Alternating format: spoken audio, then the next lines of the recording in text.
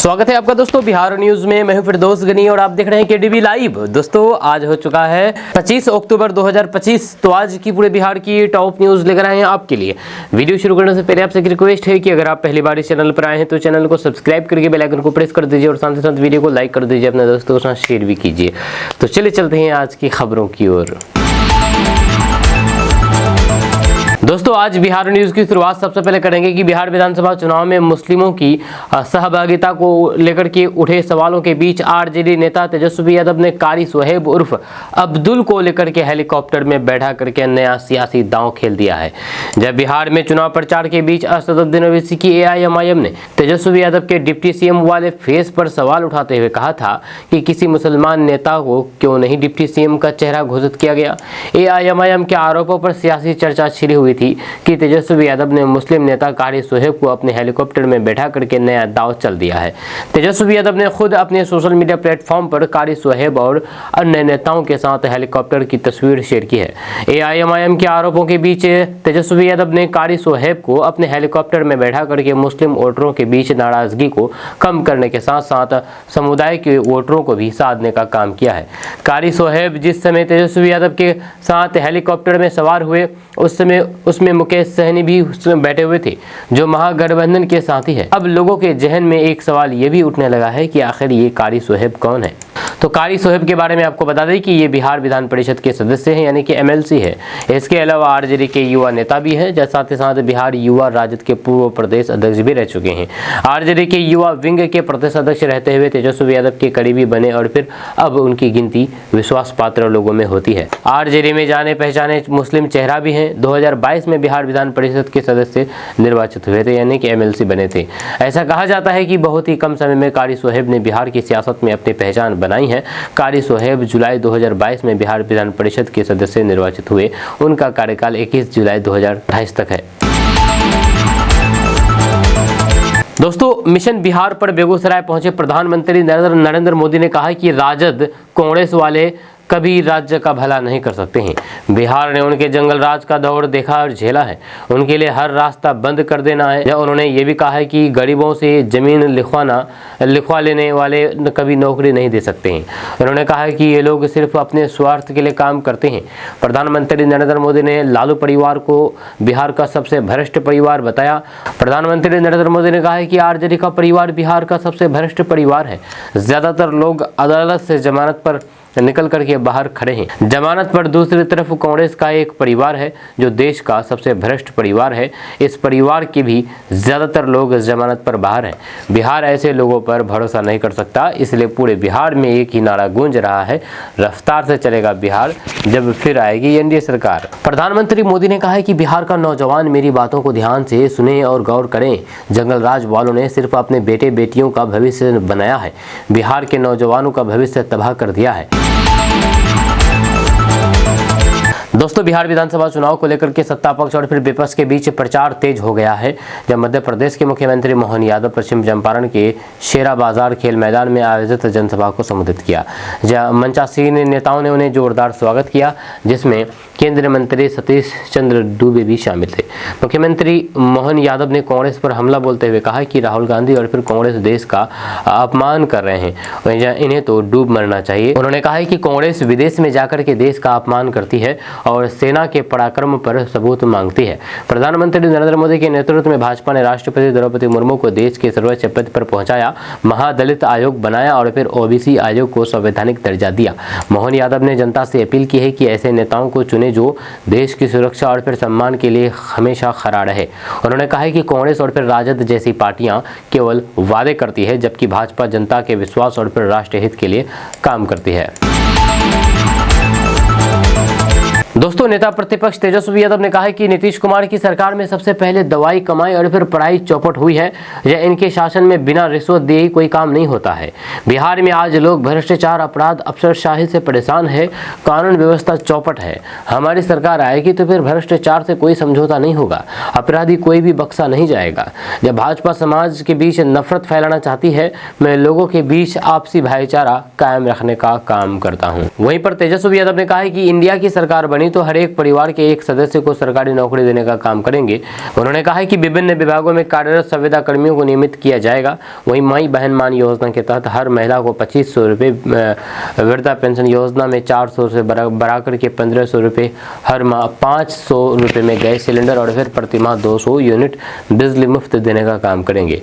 उन्होंने कहा है कि आज बिहार में डबल इंजन की नकलची सरकार है। साथ ही साथ उन्होंने कहा है कि 20 वर्षों में बिहार में एक कारखाना तक नहीं खोल पाई है, बंद पड़ी चीनी मिल भी चालू नहीं कर पाई है। हमने जो घोषणा की है उसकी काफी कॉपी की गई है। हमने बिजली फ्री करने की बात की है, पेंशन बढ़ाने की बात की है, डोमिसाइल की बात की है, युवा आयोग की बात की। सरकार ने वही सब किया है।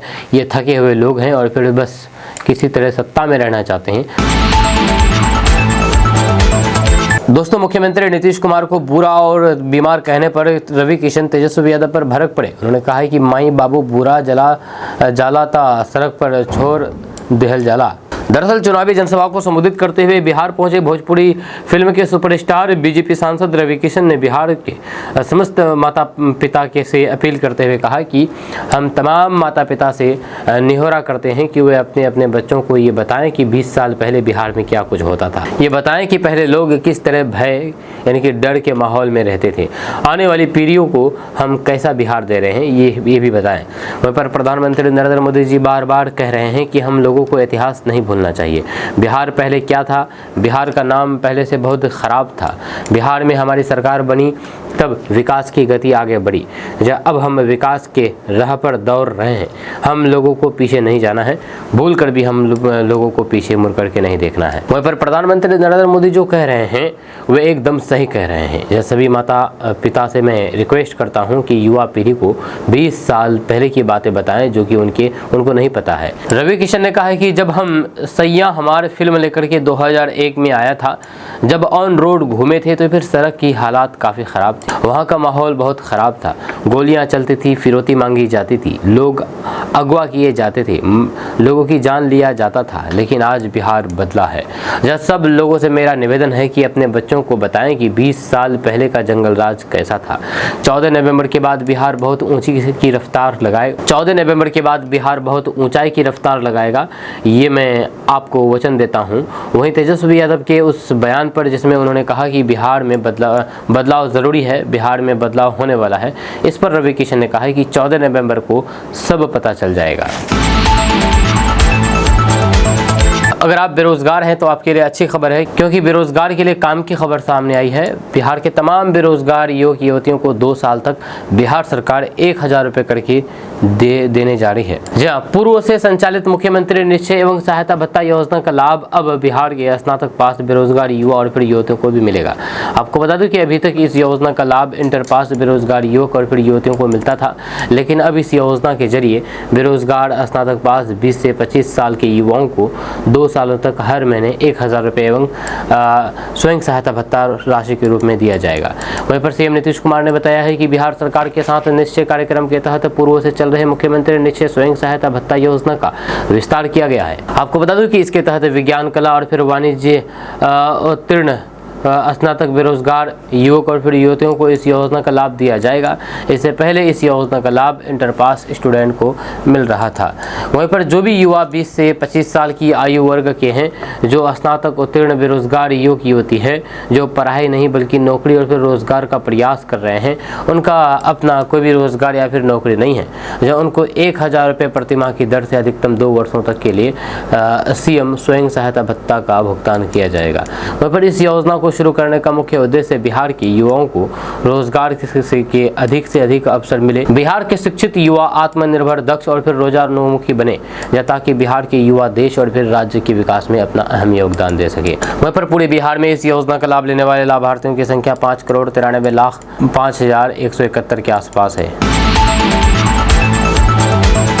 दोस्तों, विकासशील इंसान पार्टी के प्रमुख और बिहार के पूर्व मंत्री मुकेश सहनी ने आज चुनावी सभा को संबोधित करते हुए कहा कि देश में अमन शांति बनाए रखने के लिए महागठबंधन की सरकार जरूरी है। यही कारण है कि मैंने खुद चुनाव नहीं लड़ने का निर्णय लेते हुए 243 सीटों पर महागठबंधन के उम्मीदवारों को जिताने के लिए प्रचार करने का निर्णय लिया है। उन्होंने एनडीए सरकार पर निशाना साधते हुए कहा कि प्रधानमंत्री जो बोलते हैं वे कभी करते नहीं हैं और जो करते हैं वे कभी बोलते नहीं हैं। उन्होंने कहा कि आज मुख्यमंत्री नीतीश कुमार आज अस्वस्थ हैं। अब बिहार का भविष्य अस्वस्थ बंदोबस्त सीएम के हाथों में नहीं होना चाहिए।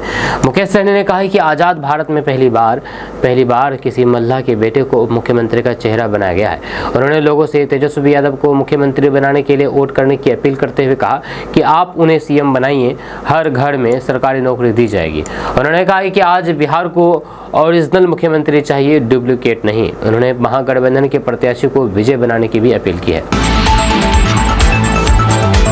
दोस्तों, केंद्रीय मंत्री चिराग पासवान ने महागठबंधन और तेजस्वी यादव पर बड़ा बयान दिया है। उन्होंने कहा है कि महागठबंधन आपसी लड़ाई में उलझा हुआ है, जबकि एनडीए पूरी मजबूती के साथ जनता के बीच पहुंच रहा है।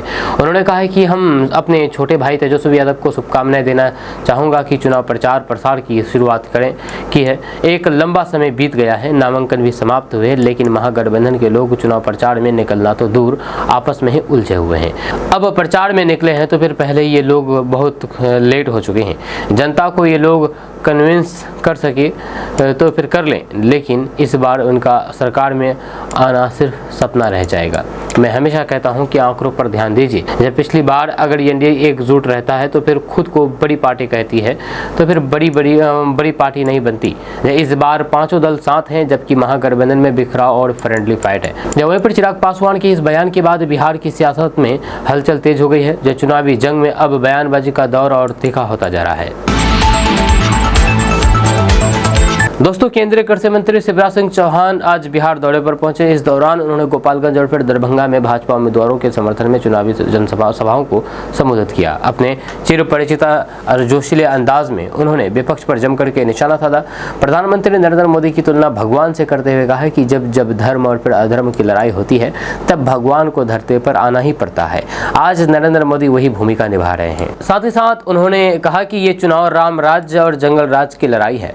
उन्होंने कहा है कि धर्म की रक्षा के लिए भगवान को आना ही पड़ता है। आज नरेंद्र मोदी देश को सही दिशा में ले जा रहे हैं, वे भगवान हैं। ये लड़ाई सिर्फ कुर्सी की नहीं बल्कि बिहार के भविष्य की है। इसके साथ ही शिवराज सिंह चौहान ने लालू प्रसाद यादव और तेजस्वी यादव पर भी तीखा प्रहार किया। उन्होंने कहा है कि जब लालू प्रसाद रेल मंत्री थे तब नौकरी के बदले जमीन ले ली गई। अब तेजस्वी यादव उसी राह पर चल पड़े हैं, लेकिन बिहार की जनता अब मूर्ख नहीं है, ये जनता सब जानती है। वहीं पर शिवराज सिंह चौहान राहुल गांधी और तेजस्वी यादव पर निशाना साधते हुए कहा कि ये राहुल तेजस्वी वाले लोग हैं जो आधे जेल में और आधे बेल में हैं। ये लोग अब बच नहीं सकते। बिहार की जनता अब इनके असली चेहरे को पहचान चुकी है। उन्होंने चेतावनी देते हुए कहा कि हम किसी को छोड़ेंगे नहीं, लेकिन अगर कोई छेड़ेगा तो फिर उसे छोड़ेंगे नहीं। जनता से अपील करते हुए इनके चक्कर में मत आओ, नहीं तो फिर ये बिहार बेच देंगे। ये कहना है शिवराज सिंह चौहान का। दोस्तों, बिहार विधानसभा चुनाव के बीच हिंदुस्तानी अवाम मोर्चा ने संगठन के 11 नेताओं को पार्टी से निष्कासित कर दिया है। इसको लेकर के पार्टी के राष्ट्रीय प्रधान महासचिव राजेश कुमार पांडे ने पत्र जारी कर दिया है, जिसने कहा कि राष्ट्रीय अध्यक्ष के निर्देश पर यह कार्रवाई की गई है। निष्कासित किए गए इन नेताओं की लिस्ट में पार्टी के बिहार प्रदेश संगठन प्रभारी राजेश रंजन, राष्ट्रीय सचिव रितेश कुमार उर्फ चुनू शर्मा, राष्ट्रीय सचिव श्रवण भुइया और भी कई सारे लोग हैं जिनको निष्कासित किया गया है। इन सभी को पार्टी की नीतियों के खिलाफ कार्य करने का दोषी पाया गया है। वहीं पर मिल रही जानकारी के अनुसार राष्ट्रीय प्रधान महासचिव राजेश कुमार पांडे ने पत्र जारी करके लिखा है कि सभी को पार्टी की नीतियों और फिर अनुशासन के खिलाफ काम में लिप्त पाया गया है, जिसके बाद उन्हें पार्टी के सभी पदों सहित प्राथमिक सदस्यता से 6 वर्षों के लिए निष्कासित किया जा रहा है। वहीं पर हिंदुस्तानी अवाम मोर्चा पार्टी के इस फैसले को विधानसभा चुनाव से पहले पार्टी के अंदर अनुशासन कठोर करने की दिशा में बड़ा कदम माना जा रहा है। जानकारी मिली है कि निष्कासित नेताओं में कई ऐसे नाम भी शामिल है जो कि संगठन में काफी लंबे समय से सक्रिय थे। वहीं पर पार्टी की तरफ से कहा गया है कि संगठन में अनुशासनहीनता या फिर गुटबाजी किसी हाल में बर्दाश्त नहीं की जाएगी। दोस्तों, मध्य प्रदेश के मुख्यमंत्री मोहन यादव ने बिहार में एक चुनावी रैली में आरजेडी के सुप्रीमो लालू प्रसाद यादव पर तंज कसते हुए कहा कि जो लोग लालू प्रसाद यादव कभी कांग्रेस के राज में मीसा कानून के तहत जेल गए थे और अपनी बेटी का नाम मीसा रखा था, वही आज डूबती नैया कांग्रेस के साथ हाथ मिला रहे हैं। ये बयान उन्होंने सहरसा में दी है एक चुनावी सभा को संबोधित करते हुए। मोहन यादव ने कहा है कि उन्हें समझ में नहीं आता है कि लालू यादव कांग्रेस के साथ क्यों खड़े हैं। उन्होंने कहा है कि ये बात हैरान करने वाली है कि लालू यादव ने अपनी बेटी का नाम मीसा इसीलिए रखा था क्योंकि उन्हें 1975 में इमरजेंसी के दौरान कांग्रेस ने गिरफ्तार किया था। जब मीसा यानी कि maintenance of internal security act है, सन 1971 में बना एक बहुत ही विवादास्पद कानून था। इस कानून के तहत सरकार को किसी भी व्यक्ति को बिना वारंट या फिर मुकदमे के अनिश्चित काल तक जेल में डालने का अधिकार मिल जाता था। सन 1975 से 1977 तक जब देश में इमरजेंसी लगी हुई थी, तब तत्कालीन प्रधानमंत्री इंदिरा गांधी ने इस कानून का इस्तेमाल राजनीतिक विरोधियों को दबाने के लिए खूब किया था। दोस्तों, बिहार चुनाव की राजनीति अपने चरम सीमा पर है। एनडीए और फिर इंडिया के बीच जमकर के हमला बोला जा रहा है। एक तरफ बीजेपी और नीतीश कुमार महागठबंधन पर आरोप लगा रहे हैं, तो वहीं दूसरी तरफ महागठबंधन एनडीए पर आरोप लगा रहा है। आरोप प्रत्यारोप के बीच वीआईपी प्रमुख महागठबंधन के उम्मीदवार पद के उम्मीदवार मुकेश सहनी ने भाजपा पर निशाना साधते हुए पूछा है कि अगर मल्लाह का बेटा बिहार के उप मुख्यमंत्री बनने की आकांक्षा रखता है तो फिर वे परेशान क्यों हो रहे हैं। क्या एक न्यूज़ चैनल से बातचीत करते हुए मुकेश सहनी ने एनडीए और फिर बीजेपी पर जमकर के हमला बोला है और साथ में कई सवाल भी पूछा है। आगे उन्होंने कहा कि भाजपा वही सरकार है जो अल्पसंख्यक समुदाय से कहती है कि वे देश छोड़ करके कहीं और बस जाए।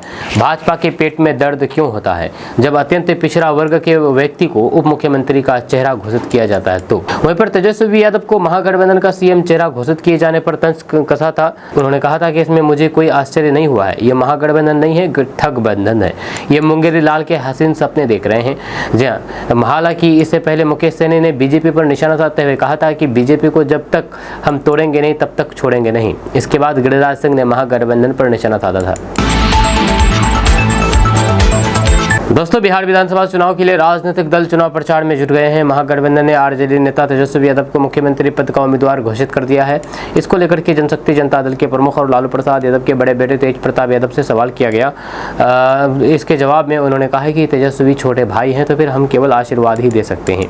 तेज प्रताप यादव ने समाचार एजेंसी पीटीआई से बातचीत करते हुए कहा कि जब तक हम वहाँ पर थे तब तक हमने उनको आशीर्वाद दिया है। अब छोटे भाई हैं तो आशीर्वाद ही दे सकते हैं, सुदर्शन चक्र तो चला नहीं सकते। मुख्यमंत्री बनना ना बनना ये सब जनता के हाथ में है। जनता ही मुख्यमंत्री बनाती है। जनता अगर चाहेगी तो फिर मुख्यमंत्री बन जाएंगे। वहीं पर आपको बता दो कि बिहार विधानसभा चुनाव में तेज प्रताप यादव और तेजस्वी यादव दोनों चुनावी मैदान में हैं। तेजस्वी यादव आरजेडी के टिकट पर राघोपुर से चुनाव लड़ रहे हैं, तो फिर वहीं तेज प्रताप यादव जनशक्ति जनता दल के टिकट पर महुआ विधानसभा सीट से चुनाव लड़ रहे हैं।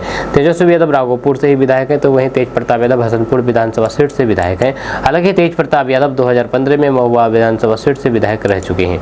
दिलचस्प बातें हैं कि तेज प्रताप यादव के खिलाफ भी तेजस्वी ने राजद के उम्मीदवार को टिकट दिया है। जहां तेज प्रताप यादव के खिलाफ राजद के मुकेश कुमार रोशन चुनाव लड़ रहे हैं।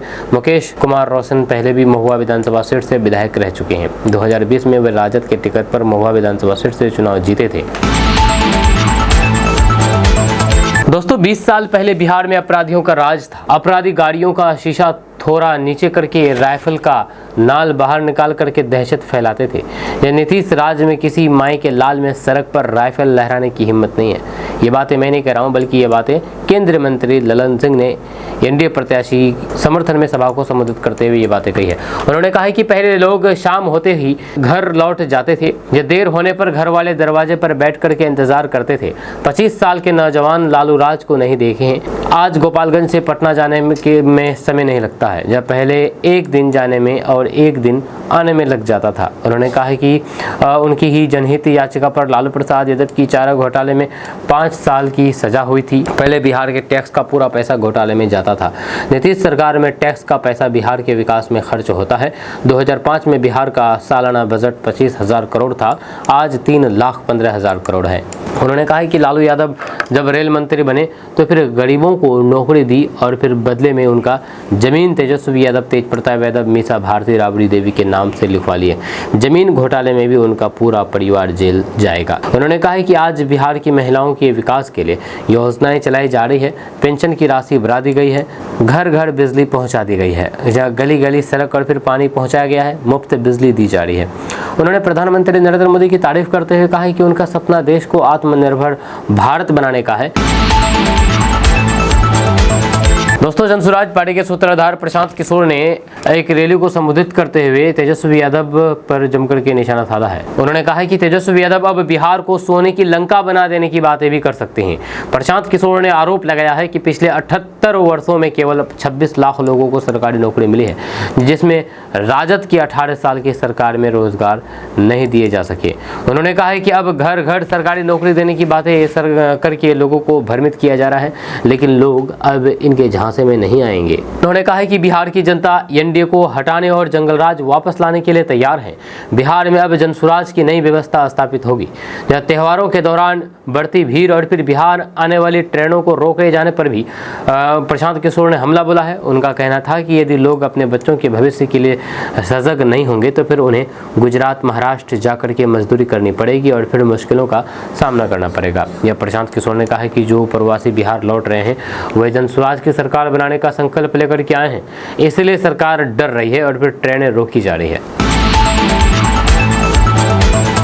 दोस्तों, तेजस्वी यादव को सीएम चेहरा घोषित किए जाने पर समाजवादी पार्टी के प्रमुख अखिलेश यादव ने बड़ी बात कह दी है। अखिलेश यादव ने इंडिया गठबंधन के नेताओं को बधाई दी है। उन्होंने कहा है कि मैं बधाई देना चाहता हूं इंडिया गठबंधन के सभी नेताओं और फिर कांग्रेस पार्टी के साथियों को, जिन्होंने ये तय किया है कि तेजस्वी यादव के नेतृत्व में बिहार का चुनाव लड़ाया जाएगा। हमें उम्मीद है कि बिहार की जनता तेजस्वी और फिर इंडिया गठबंधन को एक मौका जरूर देगी। जब वहीं पर अखिलेश यादव ने चिराग पासवान के बयान पर प्रतिक्रिया देते हुए कहा है कि भाजपा और फिर उनके सहयोगियों की राजनीति सिर्फ आरोपों और फिर भ्रम फैलाने का पर आधारित है। उन्होंने कहा है कि मैं भारतीय जनता पार्टी और फिर उनके सहयोगियों के झूठे बयानों पर कुछ नहीं कहना चाहता। दोस्तों, भोजपुरी सुपरस्टार खेसारी लाल यादव ने छपरा विधानसभा सीट के लिए अपनी दावेदारी पेश करते हुए एक इंटरव्यू में कड़ी मेहनत और संघर्ष को सफलता का राज बताया है। उन्होंने माना है कि उन्हें टिकट आसानी से मिल गया, लेकिन चुनाव जीतने के लिए संघर्ष जरूरी है। यह छपरा विधानसभा सीट 2025 के बिहार विधानसभा चुनाव के दौरान सुर्खियों में इसकी मुख्य वजह मशहूर भोजपुरी सुपरस्टार खेसारी लाल यादव है, जो अब राजनीति में आ गए हैं और चुनाव लड़ने की तैयारी कर रहे हैं। एक न्यूज चैनल से एक खास इंटरव्यू में खेसारी लाल यादव ने अपने राजनीतिक सफर और फिर चुनाव के बारे में अपने विचार शेयर किए हैं। एक इंटरव्यू के दौरान उनसे पूछा गया है कि क्या सुपरस्टार बनने से उनके लिए टिकट मिलना आसान हो गया और क्या चुनाव भी उनके लिए उतने ही आसान होंगे। खेसारी लाल यादव ने जवाब दिया है कि अगर किसी में कड़ी मेहनत करने की काबिलियत हो तो फिर सब कुछ आसान हो जाता है। उन्होंने ये भी दावा किया है कि अपनी पिछली कड़ी मेहनत के आधार पर वे आसानी से राज्यसभा सीट हासिल कर सकते थे। यह खेसारी लाल यादव ने बताया है कि बिना संघर्ष, परेशानी और फिर दर्द की जिंदगी बेकार है। यह चीज़ों को आसान बनाने के बजाय वे चुनौतियों की अहमियत समझने के लिए चुनौतियों की तलाश करते हैं। उन्होंने इस बात पर भी जोर दिया है कि उन्होंने पहले जो मेहनत की है उससे आज उनके लिए कई चीज़ें आसान हो गई है। वे बहुत कुछ आसानी से हासिल कर सकते थे, लेकिन उन्होंने हमेशा कड़ी मेहनत को प्राथमिकता दी है। आपको बता दूं कि छपरा विधानसभा सीट के लिए खेसारी लाल यादव की उम्मीदवारी और फिर उनके विचार आने वाले बिहार चुनाव में एक दिलचस्प मुकाबला होने का इशारा करते हैं, जहां एक सुपरस्टार अब लोगों के बीच खुद को एक नेता के तौर पर स्थापित करने की कोशिश कर रहे हैं। ये देखना दिलचस्प होगा कि छपरा के लोग खेसारी लाल यादव को सेवा का मौका देंगे या उन्हें और इंतजार करवाएंगे। दोस्तों, राजस्थान के पूर्व मुख्यमंत्री अशोक गहलोत ने महागठबंधन को लेकर के बड़ा बयान दिया है। उन्होंने कहा है कि महागठबंधन पूरी मजबूती से एकजुट है और मुख्यमंत्री का चेहरा तेजस्वी यादव होंगे, जबकि मुकेश सहनी डिप्टी सीएम बनेंगे। या इसके अलावा किसी दूसरे वर्ग से भी एक उप मुख्यमंत्री का चयन चुनाव के बाद किया जाएगा। अशोक गहलोत ने कहा कि कांग्रेस का उप मुख्यमंत्री चेहरा होना कोई मुद्दा नहीं है। महागठबंधन में सबसे जरूरी चेहरा तेजस्वी यादव है। उन्होंने आगे कहा है कि राहुल गांधी का चेहरा नरेंद्र मोदी के सामने जरूरी नहीं है, लेकिन बीजेपी और आरएसएस इस मुद्दे को षड्यंत्र के तहत बढ़ा चढ़ा करके पेश कर रहे हैं। अशोक गहलोत ने यह भी कहा कि महागठबंधन के घटक दलों में मतभेद की खबरें मीडिया में जानबूझकर के फैलाई जा रही है, जबकि सिर्फ 5 सीटों पर ही घटक दल आमने सामने हैं। उन्होंने बीजेपी पर आरोप लगाया है कि धर्म के नाम पर राजनीति करना उसकी पुरानी आदत है, लेकिन अब जनता बीजेपी की असलियत समझ चुकी है। दोस्तों, प्रशांत किशोर ने प्रधानमंत्री मोदी पर तीखा हमला बोला है। कहा कि ट्रेन में बिहार के बच्चे धक्के खा रहे हैं। दरअसल बात है कि जनसुराज पार्टी के सूत्रधार प्रशांत किशोर ने एक चुनावी प्रचार के दौरान प्रधानमंत्री मोदी और गृह मंत्री अमित शाह पर जमकर के निशाना साधते हुए कहा कि बिहार के लोगों के साथ बार बार वादा खिलाफी और राजनीतिक अन्याय किया जा रहा है। हमारे 3-4 उम्मीदवार को लूटा गया। जब प्रशांत किशोर ने कहा कि प्रधानमंत्री ने बिहार के लिए छठ के अवसर पर 12,000 ट्रेन चलाने का वादा किया था, लेकिन आज बिहार के बच्चे देश भर के स्टेशनों पर लाठी या फिर धक्के खा रहे हैं। वे सीढ़ियों और फिर शौचालय में बैठ करके बिहार आने को मजबूर हैं। जब मोदी सरकार का यही विकास है। इस दौरान उन्होंने केंद्रीय गृह मंत्री अमित शाह पर भी तंज कसा है और फिर कहा है कि अब उन्होंने प्रत्याशी लूटने का नया काम शुरू कर दिया है। हमारे नेता 4 उम्मीदवार को लूटा गया है, लेकिन आज गोपालगंज में हमने एक सूद समेत वापस कर दिया। अब जनता किसी दल की गुलामी नहीं करेगी। दोस्तों, प्रधानमंत्री नरेंद्र मोदी कल बिहार के समस्तीपुर में आए। यहाँ पर उन्होंने एक जनसभा को संबोधित किया। जनसभा को संबोधित करने के दौरान यहाँ पर इंडिया गठबंधन पर जोरदार हमला बोला है और कहा है कि नीतीश कुमार पिछले 20 सालों से बिहार के एनडीए सरकार के मुख्यमंत्री हैं। वो 2005 में सत्ता में आए, लेकिन उनके कार्यकाल का लगभग 1 दशक को केंद्र में कांग्रेस के नेतृत्व वाली यूपीए सरकार के कारण बाधित रहा, जिसे आरजेडी की ओर से लगातार ब्लैकमेल किया गया कि अगर बिहार में एनडीए सरकार को सहयोग दिया गया तो फिर राजद समर्थन वापस ले लेगा। वहीं पर प्रधानमंत्री नरेंद्र मोदी ने जनसभा में मौजूद लोगों से अपने मोबाइल फोन की लाइट जलाने को कहा और कहा कि राजद पर कटाक्ष करते हुए कहा कि जब सभी लोगों के पास ऐसे आधुनिक उपकरण उपलब्ध है तो फिर लालटेन की कोई ज़रूरत नहीं है।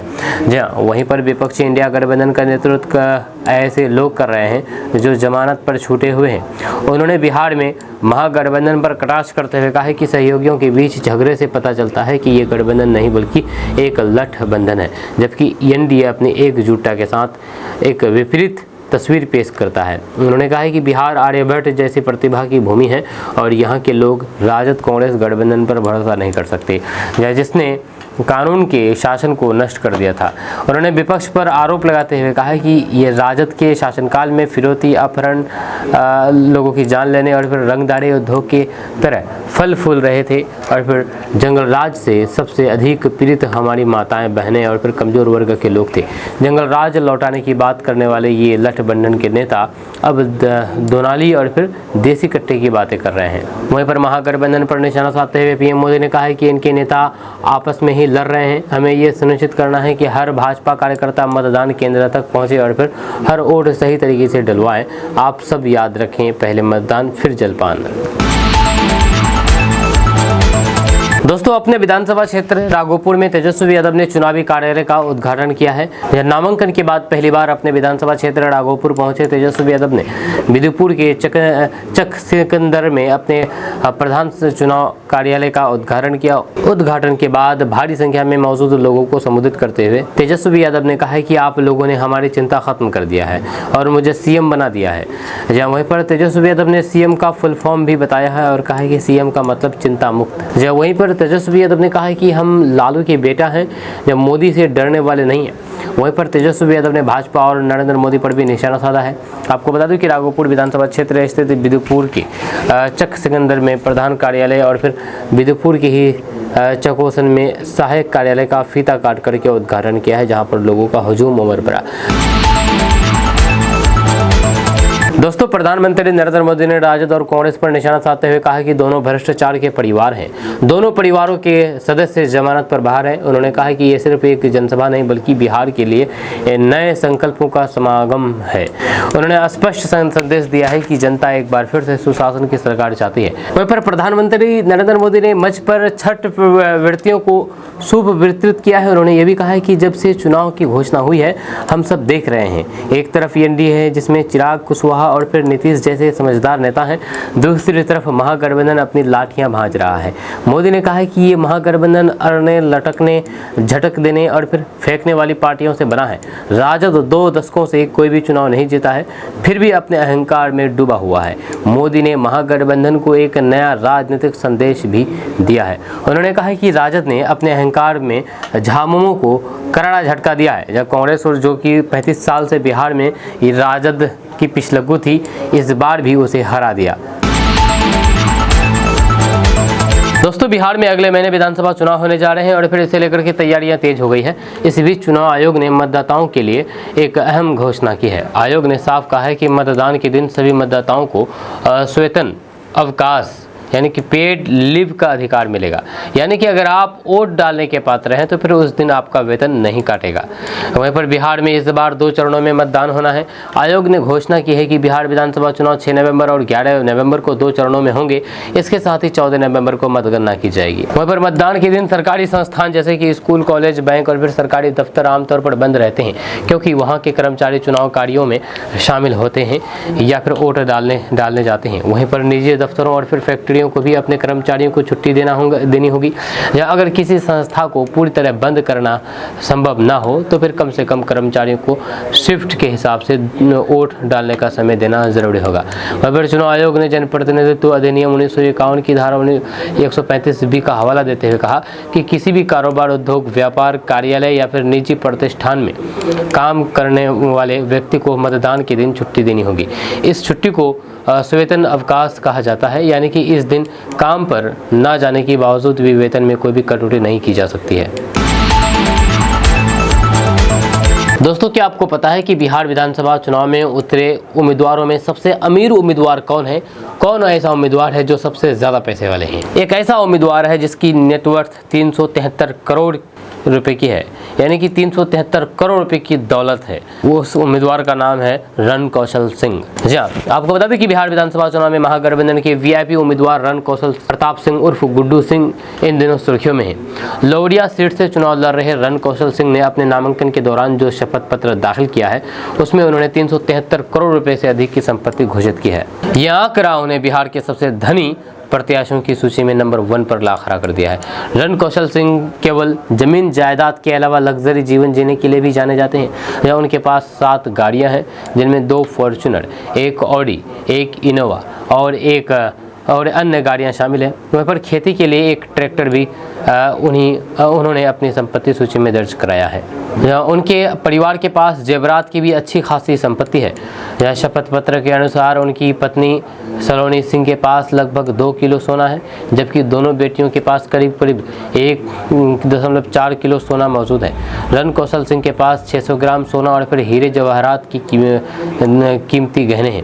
वहीं पर हथियारों के मामले में भी ये परिवार किसी से पीछे नहीं है। रणकौशल सिंह के पास एक विदेशी राइफल और फिर पिस्तौल दर्ज है, जबकि उनकी पत्नी के पास भी एक विदेशी पिस्तौल लाइसेंस है। वहीं पर जमीन की बात करें तो फिर उम्मीदवार के पास लगभग 2 करोड़ 58 लाख रुपए की कृषि भूमि और फिर करीब 352 करोड़ रुपए की मूल्य की गैर कृषि भूमि है। उनकी पत्नी सलोनी सिंह के नाम पर भी 131 करोड़ रुपए की गैर कृषि भूमि दर्ज है। इसके अलावा रणकौशल सिंह के पास 5 करोड़ 51 लाख रुपए के शेयर और सिक्योरिटीज है, जबकि उनकी पत्नी के पास 6 करोड़ 59 लाख रुपए की मूल्य की वित्तीय संपत्ति, निवेश संपत्ति है।